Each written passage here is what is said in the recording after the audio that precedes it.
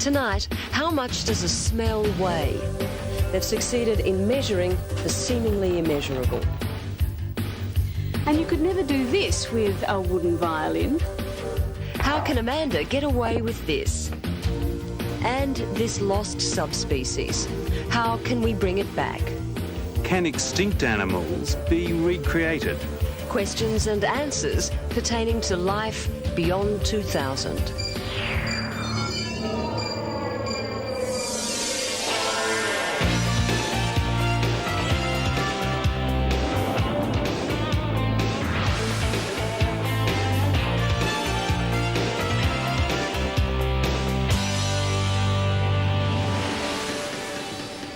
Hello, thanks for catching up with us for Beyond 2000. The quagga. It's a peculiar name, isn't it? Almost as strange as the marks on its body. They're patterned a bit like those of a zebra. That name is indicative of the quagga's bark-like call. In fact, it's a member of the horse family. Well, perhaps I should say it was. The last one died in a zoo in 1883. But it seems that doesn't mean the story of the quagga is over. Later, Brian reports on a project to retrieve the quagga genes and eventually the subspecies itself. But first, here's Simon. He seems to have found a good way of foiling impatient drivers.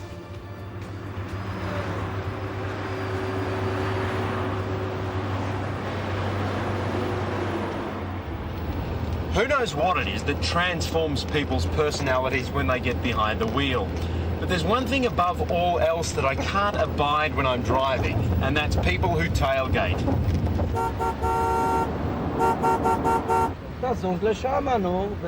We've all had altercations of one kind or another with tailgating drivers, but this fellow made both an art form. The arguing and the tailgating, that is. Apart from the tension and frustration it causes, there's the danger. Statistics show that about 20% of all highway accidents involving two or more vehicles are caused by one vehicle driving too fast and too close to the vehicle in front.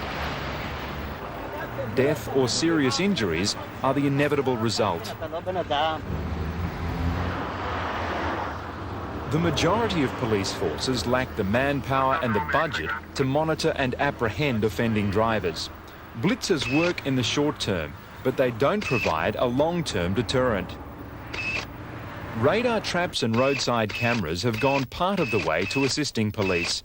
But in Israel, they're trialling a system which promises a range of benefits over the present methods.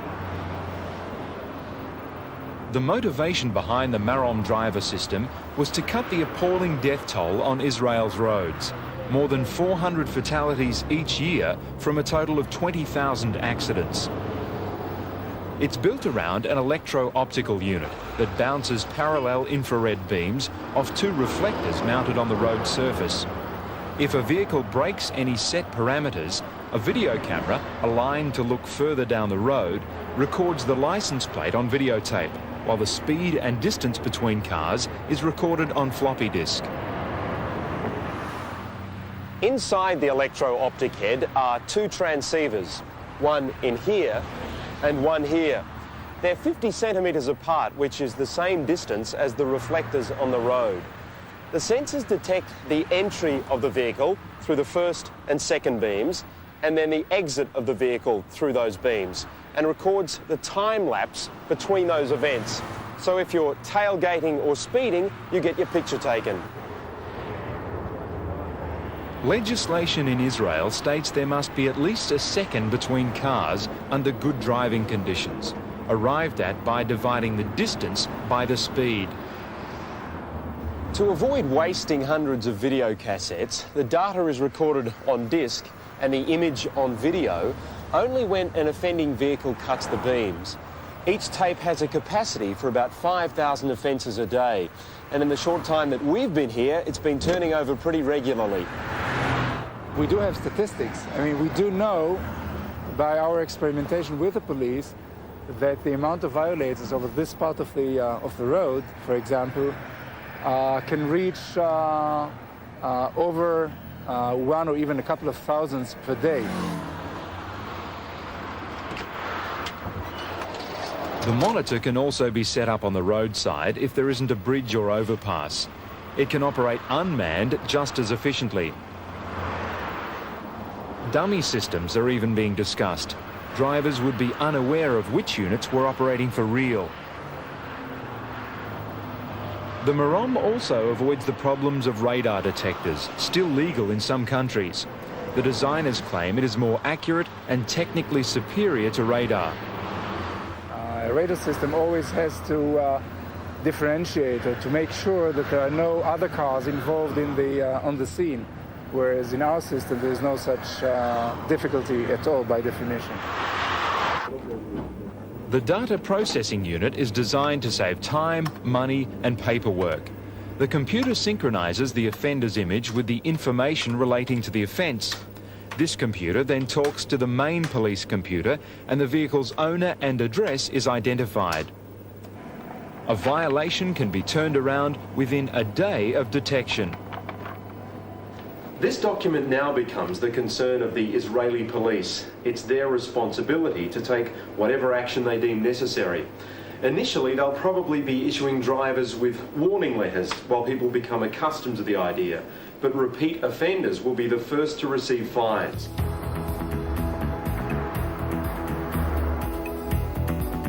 If you drive more slowly and cautiously because you feel like Big Brother is watching you on the roads, perhaps that isn't such a bad thing.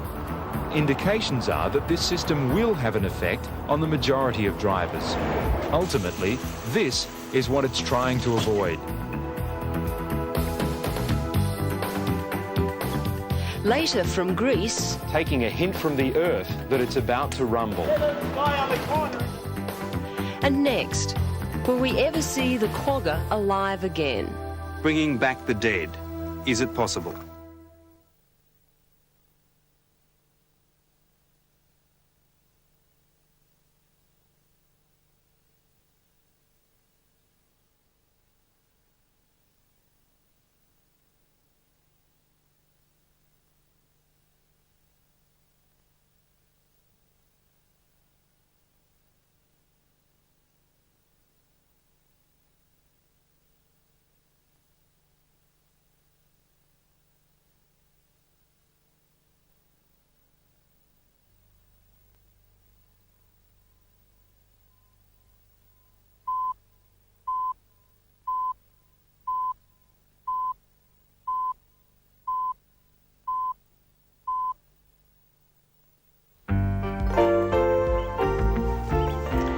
A riddle.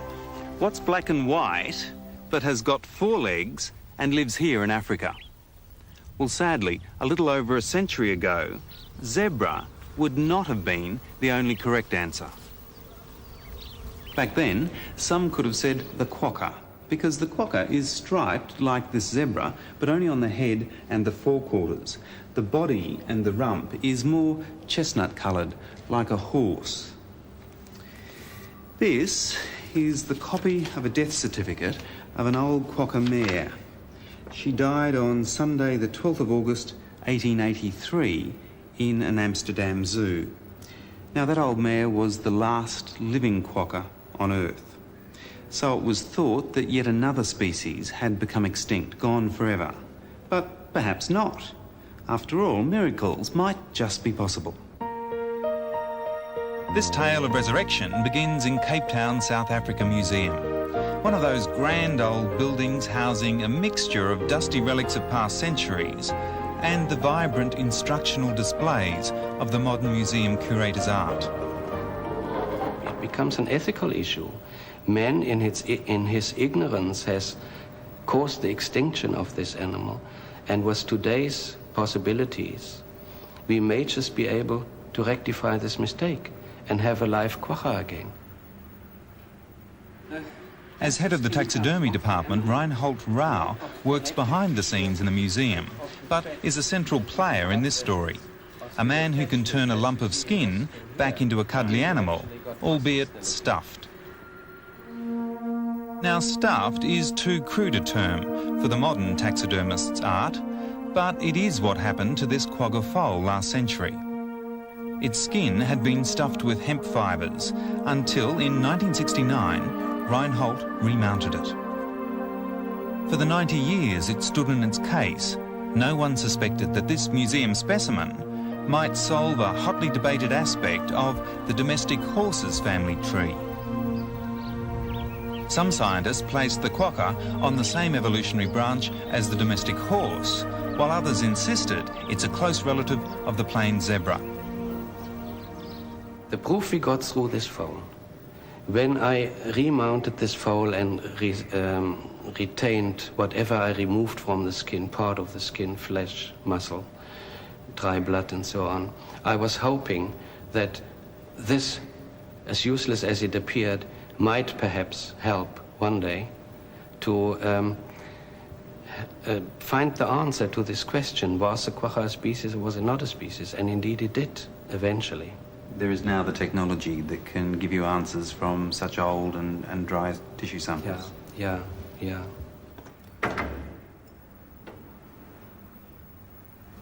For almost 20 years, these hoarded tissue fragments stayed tucked away. Nice. A Californian team of molecular biologists of Berkeley University succeeded in cloning enough mitochondrial DNA from these tissues to map the genes. And the quagga showed up just like the plain zebra. If the DNA is identical, that must mean that the plain zebra and the quokka had a common ancestor only a very short length of time ago in geological terms. There was now proof the quokka was not a separate species to the zebra. In the same way that we are all humans, yet made up of different races, the quokka turned out to be a subspecies of the plain zebra, a different coat colour, a different race. That fact opened the exciting prospect that perhaps the quokka genes were not lost, merely invisible, concealed from view by dilution within the existing populations of plain zebra. Study of all known photographs of these extinct animals showed a wide variation. Yet an expert committee was able to direct a breeding program and raise the necessary donations. So what we are trying to do for the first time, I suppose, in history, is to assemble those genes again in one animal. Today, at this nature conservation farm, some 3 hours' drive northeast of Cape Town, the selective breeding project is taking shape. Plain zebra that had some of the quokka characteristics were captured in the wild from all over Africa and brought here to reproduce. This latest addition to the stud book shows the correct pale brush on the end of the tail rather than the dark of a zebra. This foal shows the brownish background colour of the quokka rather than the traditional pure white of the zebra, but it still has too many stripes. Basic knowledge as to the dominance or otherwise of stripes is not even known, so careful observation, along with meticulously planned inbreeding, should see future generations becoming closer to the appearance of the quokka of old. The generation time, the time it takes for one of these foals to have a foal itself, is around 4 years, so this project is certainly long-term. It'll take at least 3 generations for a purebred quokka to be reborn, if in fact it is, and that could take up to 20 years. That's about right. It's time that can't go fast enough for Reinhold Rau.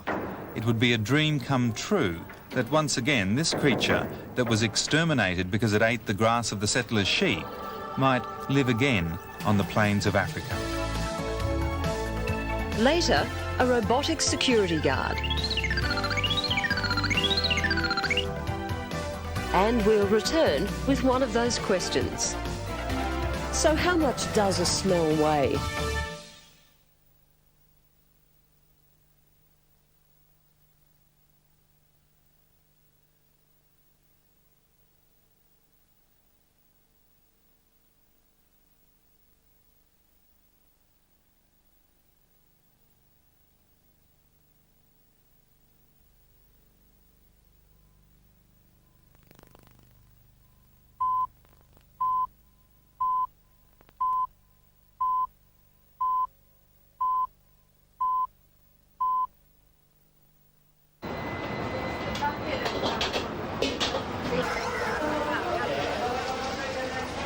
there among the sights and sounds of the modern world, there's another, more mysterious world.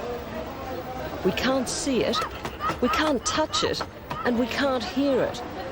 But it's all around us, floating out from restaurants and shops, rising from garbage, wafting from the passing crowd. It's the world of odours. The olfaction system is the evolutionary precursor for the rest of the cortex. So, of our 5 senses, it's the oldest. And because it's directly linked to the part of the brain that deals with memories and feelings, it can conjure the most powerful of memories. Despite its pedigree, we've let this sense lapse. A dog like my chum has a sense of smell that is 10,000 times more sensitive than yours or mine. Her world is made up of smell maps, which help her survive by locating food, a mate, and home. There's no doubt Mei-chun finds her way around this neighbourhood by following her nose. And whether we're talking about dogs or human beings, the way those smells are recognised and perceived by the brain remains a mystery. Neuroscientists have been able to form detailed maps of the way sights and sounds are picked up and processed by the brain. But when it comes to smell, we're still in the dark. Here in Tokyo, they've set out to measure the seemingly immeasurable. It may sound bizarre, but they've succeeded in weighing a smell. Each time we enter a smell sphere, trillions of odour molecules get up our nose. Smells that are weaker need some help, and that's why we sniff, to force the molecules up into the nostrils. Alternatively, if the smell is unpleasant, we unconsciously screw up our nose to stop those molecules from getting up there. High up in the nasal passage, there are 2 spots the size of shirt buttons covered with a mucous membrane. These spots contain thousands of receptors whose job it is to trap the smell. These receptors are attached to olfactory nerve cells, which are triggered by the smell and relay messages to those parts of the brain associated with feeling and memory. But what happens next? We may never know unless we understand the very first step in the whole olfactory process. To do that, scientists have had to devise a way to imitate how we pick up smells. This sensor is the closest thing yet to the human nose. For Dr. Okahata and his students from the Tokyo Institute of Technology, the first problem was to find a chemical substance that could absorb smell molecules in the same way as the mucous membrane on those 2 spots in the nose. The result is a powder which dissolves in organic solvents like chloroform. This synthetic membrane is then coated onto a set of scales made of quartz crystal with a gold-plated electrode. The microbalance certainly doesn't look like a set of scales, but it's sensitive enough to weigh matter 100 times lighter than a speck of talc. The smell instantly vaporizes and begins to be absorbed by the synthetic mucous membrane. Our laboratory nose is now ready to send its message to a computer to be decoded and quantified. I've picked out 2 smells. The first one is not very pleasant at all. It's difficult to place, but it reminds me of my compost heap. And the second, much stronger, a very sweet, fruity, almost bubblegum flavour. Now, if Dr. Okahata's machine is correct, then this smell, the stronger, more intense one, should weigh more. I've already put 2 microlitres of the compost odour into this beaker. So we'll pop that on the magnetic stirrer, insert the quartz crystal probe, and start the program. When you apply an electric current, the electrode begins to vibrate at a frequency of 9 megahertz. The vibrations vary according to the weight of the smell, and these fluctuations are graphed by the computer. Our quartz crystal sensor has had a couple of minutes to recover from the compost smell, so we'll repeat the procedure with the bubblegum smell. If the smell is heavier or more intense, then the frequency of vibration is reduced proportionately. If the smell is barely perceptible, then its weight is light and the frequency remains high. So let's compare the results. Across this axis is time, and along this axis, the frequency at which the quartz crystal sensor was vibrating. Now, this line represents our compost smell. It declined only very gradually over time, whereas this, which represents our bubblegum smell, experienced a rapid decline in frequency in a very short space of time. Now, we know that a decline in frequency indicates an increase in weight. Our compost smell weighed in at 50 nanograms, our bubblegum smell at 3,000 nanograms. So my nose was able to sense what this equipment has now measured in billionths of a gram. Dr. Okahata recognises the limitations of his electric nose. While it can measure intensities of smells, it can't tell you what it's smelling. The future push of his research is to develop different synthetic membranes that could distinguish between smells. So far, the first commercial spin-off from his research is this fragrance sensor, which can weigh smells in air, gas, vapour or water solutions. While its most obvious industry destination would seem to be cosmetics and perfumes, the sensor also has applications in places where the smells aren't so good, like the chemical industry, sewage treatment and pesticides. It can also be used in environment monitoring to smell what may be imperceptible yet dangerous to us. Dr. Okahata also sees some more novel uses for his research. Just imagine a personal fragrance sensor for the home, something that could let you know when you're a bit on the nose. With this futuristic custodian of the ring of confidence in the pipeline, the years beyond 2000 are looking and smelling lighter. But there are weightier implications, because if the research proceeds successfully, we'll be able to fill in the blank spots and really come to understand how the brain makes sense of sense.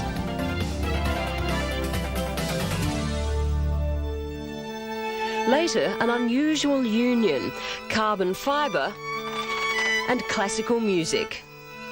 And After the break, predicting an earthquake.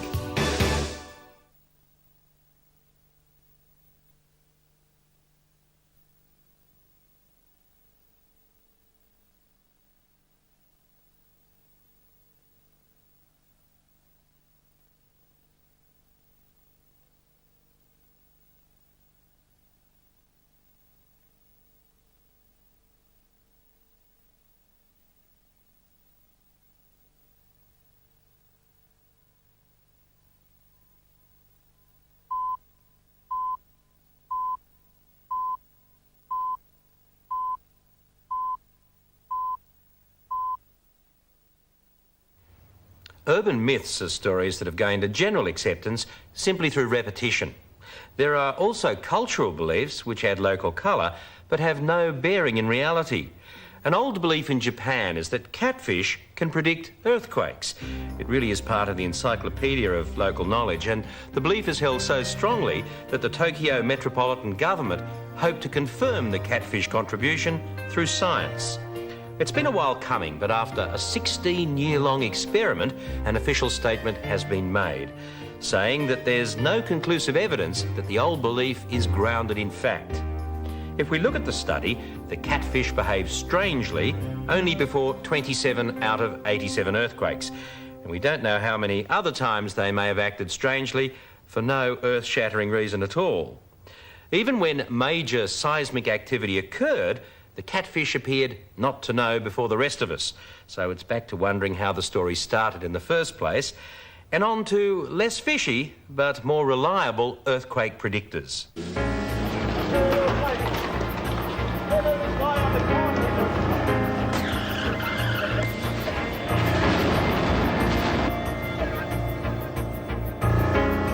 It was Charles Richter, whose name has become synonymous with the Richter scale, who said that only fools, charlatans and liars predict earthquakes. He may have been on the mark in the 1930s when he made that statement, but new techniques and technology are gradually taking out the guesswork. In Greece, scientists studying quakes are building a reputation that is causing rumblings of a different kind in the science community. About half of Europe's seismic energy is released in Greece. This country is at a meeting point between the Euro-Asian and the African continental plates. It makes it a dangerous place to live if you're a student of probability and statistics. It also makes it an ideal place to live if you study earthquakes. Professor Panagiotis Vorotsos is such a man. He's a physicist with an unusually high profile. The Van prediction system he's pioneered, along with colleagues Professors Alexopoulos and Nomikos, is well known to the majority of the Greek population. So here we are. The group from the University of Athens has established a network of 18 field stations around Greece, measuring variations in the Earth's electric field, seismic electric signals. The signals are a reliable indication that a quake is on the way.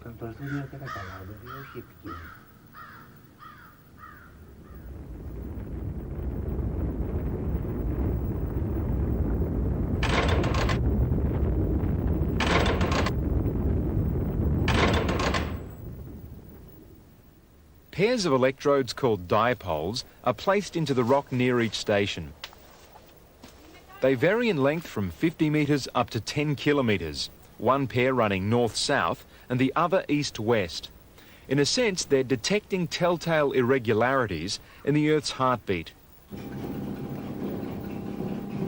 Data from the stations is transmitted round the clock through phone lines back to the Athens home cum lab of Professor Vorotsos. The signals they're looking for are the result of pressure building up along the shifting boundaries of the tectonic plates. Under extreme pressure, the quartz crystals found in granite generate what's called a piezoelectric field. A series of micropulses are produced, which can be measured as an electromagnetic emission.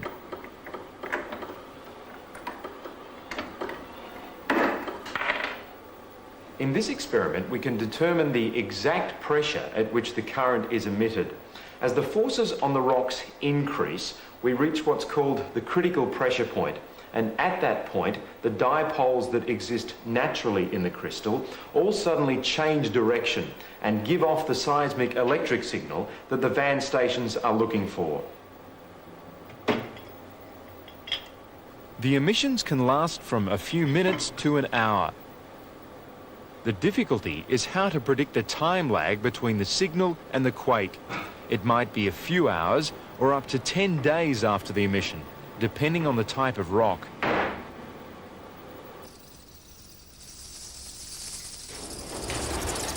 The majority of earthquakes in Greece are initiated between 10 to 30 kilometres below the surface. This type of bedrock, called granodiorite, is found all the way down to those depths. Because of its physical properties, it possesses reasonable amounts of copper. It's a very good conductor, and that makes the signals from this area strong and positive. Positive in the sense that the seismic signals can be easily recognised against electrical disturbances that come from power lines, industrial plants and the like. There are also unearthly forces that can upset this detection method.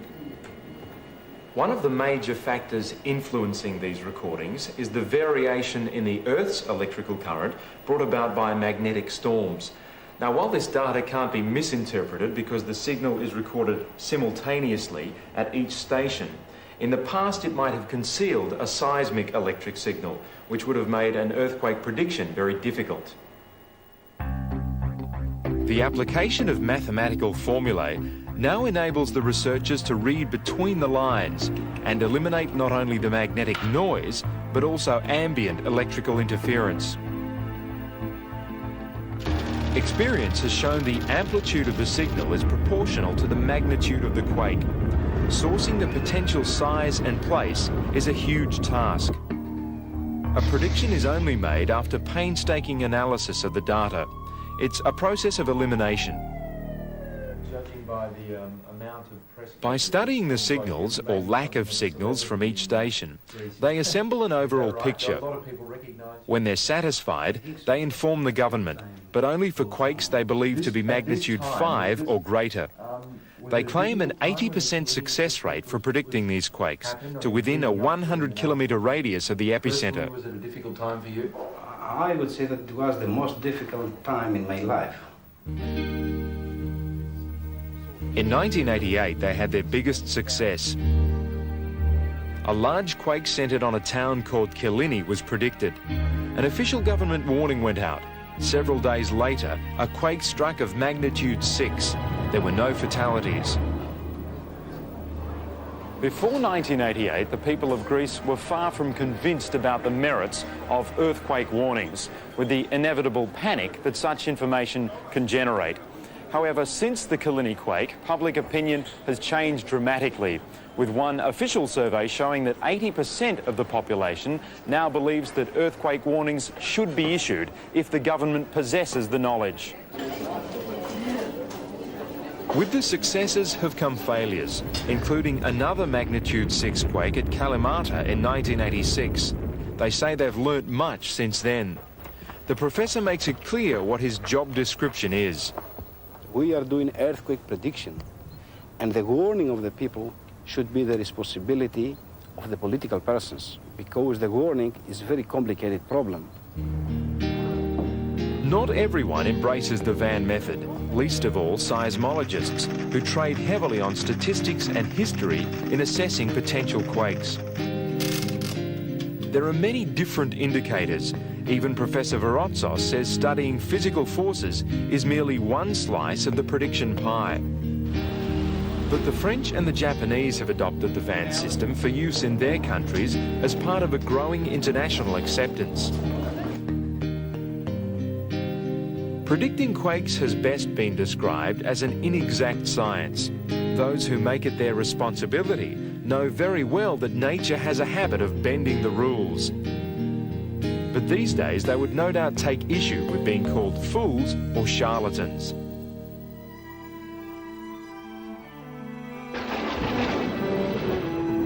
Next on Beyond 2000, a composite violin. Could Stradivari tell the difference?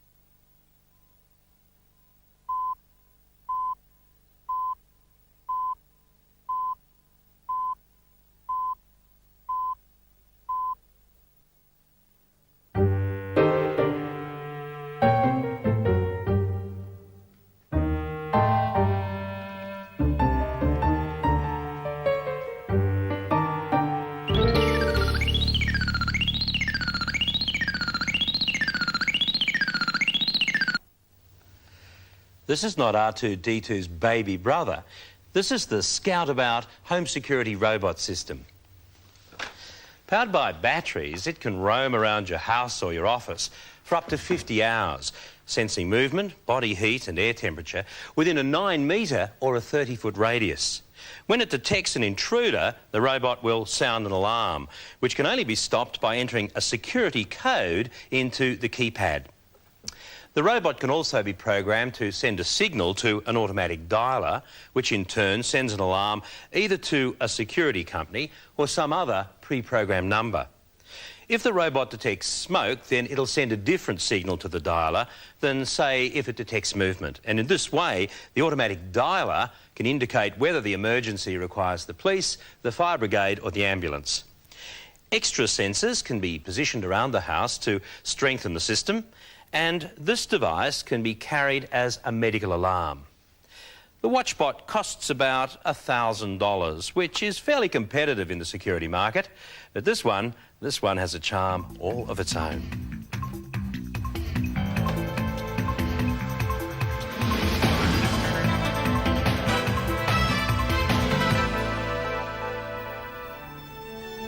Since the first violin appeared in the 16th century, generations have been moved and inspired by the beauty of its music. The music played by our stringed trio is no different, but the instruments are. They're all made from the same material as Steffi Graf's tennis racket, Alain Prost's Formula One racing car, and the wingtips of the latest jet fighter. It sounds almost shocking to dare to bring together the worlds of classical music and space-age fibres, to merge the tradition and subtlety of such craftsmanship with the 20th century's designer materials. Experts say that when it comes to a stringed instrument, there's no substitute for age. In fact, violin making is widely considered to have reached its zenith in the early 1700s with the work of the famous Stradivari. There was something about the tone of his instruments, the quality of the sound, that many believe hasn't been surpassed. In making such an instrument out of carbon fibre, you're not only challenging tradition, you're attempting to quantify, or decode if you like, that special something that gives a good wooden violin its musical properties.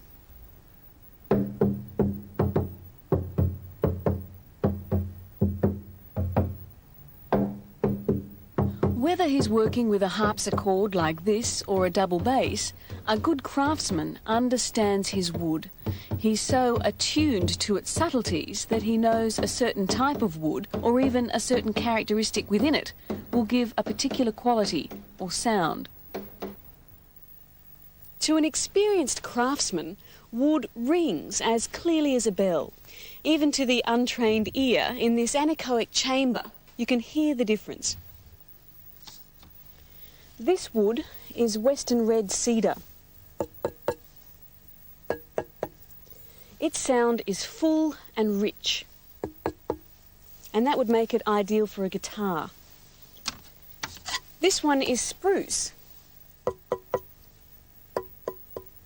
It has what's described as a bright sound, which would make it unsuitable for a guitar, but ideal for a violin. But how do you turn this subjective knowledge into the manufacture of a composite material that would be best suited to a particular instrument? Well, here at the University of Paris, they've listened to hundreds of samples of wood with an ear that's unemotional and objective.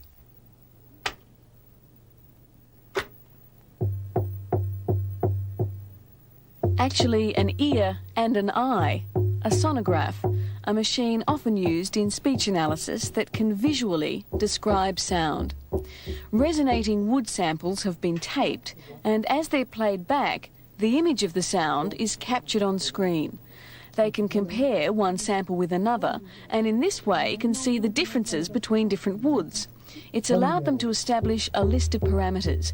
They know that if they want to achieve a certain sound, a piece of wood with particular characteristics is required.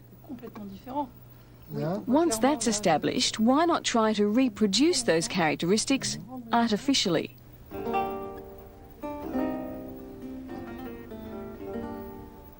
The first instrument they made from carbon fibre was a lute, played here by Charles Benanu, one of the team at the university's National Scientific Research Centre. All who work on the project are both scientists and musicians. Along with violins and lutes, they've made carbon fibre double basses, violas, cellos, harpsichords and guitars, both modern and Baroque.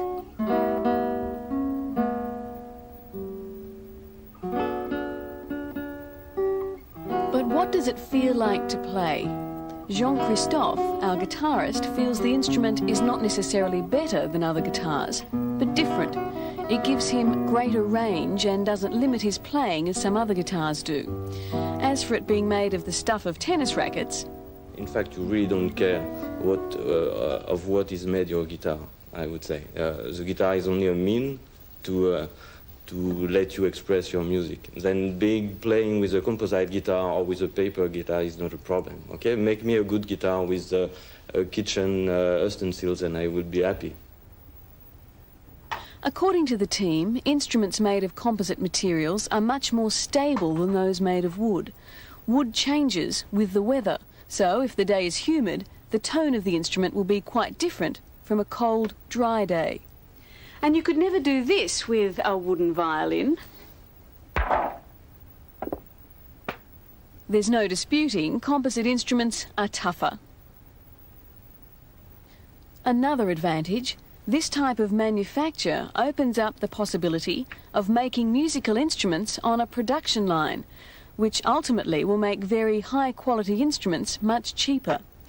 And rather than being reliant on the unpredictable nature of wood, with composite materials you can reproduce the sound you want every time. The carbon fibre has a black appearance, so the instruments are coated in a timber veneer. Charles feels musicians would reject them if they didn't look like the traditional instruments. But far from taking instrument making out of the hands of craftsmen and onto the factory floor, Charles believes making a carbon fibre violin or lute is as creative and rewarding as making one the traditional way. In fact, it would be impossible to make a composite instrument without first having experience with wood. And rather than simply copy the sounds of original stringed instruments, the team hopes composite materials may generate some sounds of their own. At the beginning, we try to copy instruments to say if we are far or close of the original. Now we are not in that way because we seem to have the possibility to create original sound and interesting sound for musicians.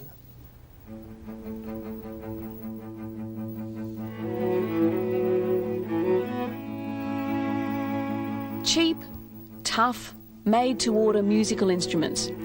Would Stradivari turn in his grave or applaud? Recent studies have revealed that he coated his famous violins in volcanic ash mixed with water and perhaps egg white, his own version of a composite material. Whatever his opinion of the origin of these instruments, I'm sure he'd still find the music enchanting.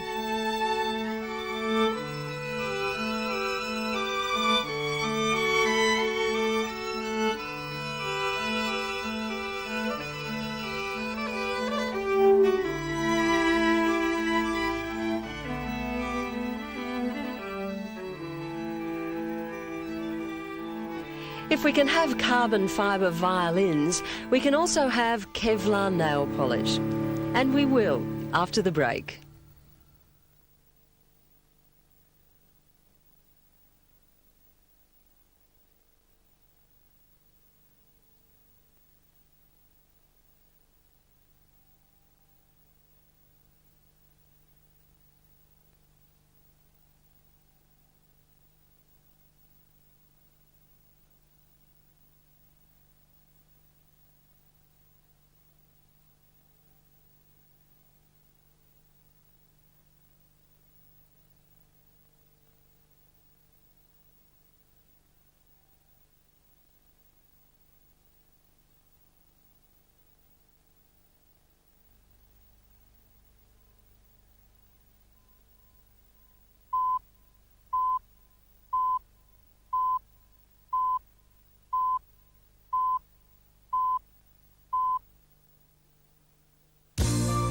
This is made of Kevlar, a fibre that is extremely durable, heat and cold resistant, it won't corrode, and it's incredibly strong, 5 times stronger than steel on an equal weight basis.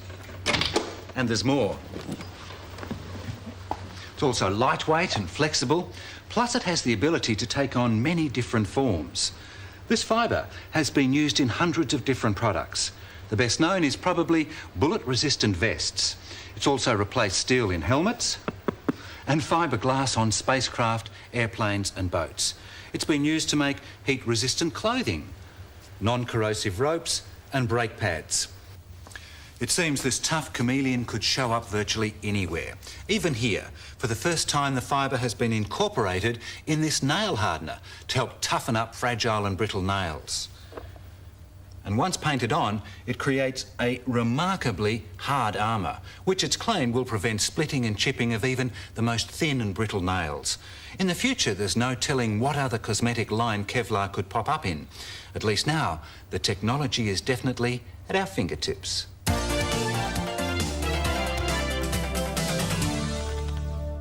The effect of the computer on our lives is snowballing. They talk to us, we talk to them, they work with us, and they work for us. They help us with banking, accounting, searching, flying. We play with them, we create with them, and soon we'll be wearing them. From the catwalks of Tokyo, we'll show the spring-summer collection from Beyond 2000. Dressing for Texas. We'll look at the steps being taken to minimise the threat to our golf courses. The weekend golfer, an endangered species, will they survive beyond 2000? And we'll travel deep into the Amazonian rainforest to meet a remarkable man. He's a modern-day Noah. And he's teaching these tame pupils to be wild again. Andrew has that report for us on our next edition. We've enjoyed bringing you the stories in this program and look forward to your company the next time we travel beyond 2000.